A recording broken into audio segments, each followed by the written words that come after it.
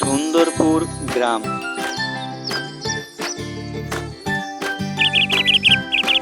গ্রামের শেষ ভাগে নদীর পাশে ছিল একটি পাখির বাসা।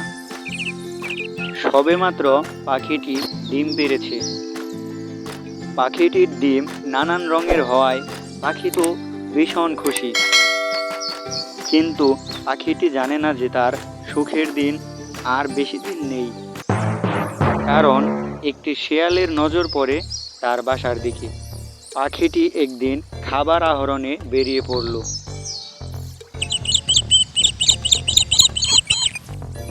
এই সুযোগে শেয়াল মামা তার বাসা থেকে একটি ডিম চুরি করে নিয়ে চলে গেল।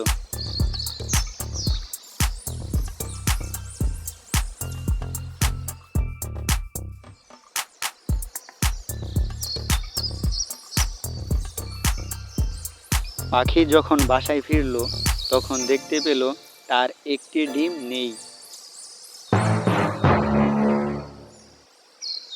এ নিয়ে পাখি যেন এক ভীষণ চিন্তায় পড়ে গেল, কিন্তু কিছুতেই বুঝতে পারল না যে তার ডিমটি কে চুরি করে নিয়েছে। ঠিক তার পরদিন পাখিটি বেরোলো খাবার আহরণে।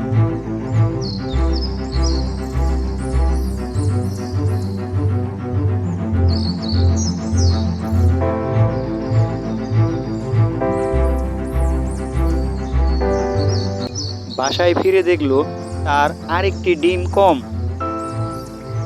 পাখি এবার ভীষণ কষ্ট পেল, কারণ সে কোনোভাবেই বুঝতে পারছিল না যে তার ডিম কে চুরি করছে। পাখি সিদ্ধান্ত নিল যে করেই হোক সে চোরকে ধরে ছাড়বে।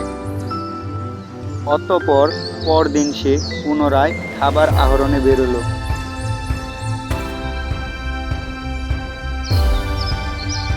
কিন্তু সে এবার কোনো দেরি করলো না।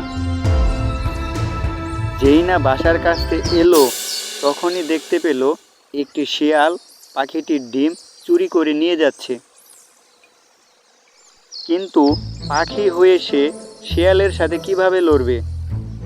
শিয়ালকে শিক্ষা দেওয়ার জন্য তার মাথায় একটি বুদ্ধি এলো। সে চলে গেল নদীর ধারে।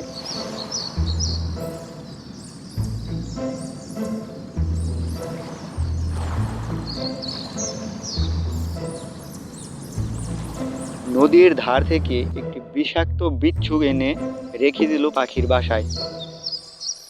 শেয়াল মামা তো জানতো না তার জন্য কত বড় বিপদ অপেক্ষা করছে। যেই না সে পাখিটির বাসায় মুখ দিল, অমনি বিষাক্ত বিচ্ছু তার বিষাক্ত হুল ফুটিয়ে দিল শেয়াল মামার মুখে। অতঃপর শেয়াল মামা ব্যথায় কাতরাতে থাকলো এবং তৎক্ষণাৎ সে জায়গা পরিত্যাগ করল।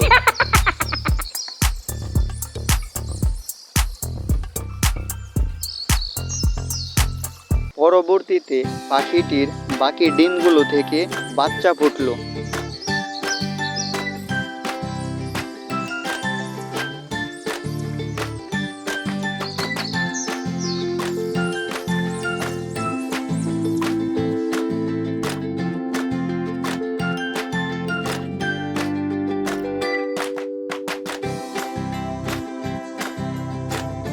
পরবর্তীতে যখন শেয়াল মামা পুনরায় এলো, দেখতে পেল পাখিটির বাসায় বাচ্চা লাফালাফি করছে।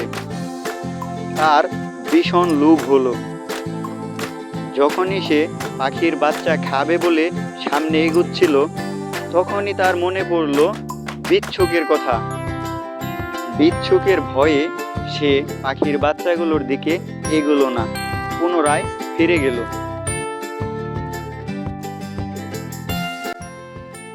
নীতি কথা, চুরির ফল কখনোই ভালো হয় না।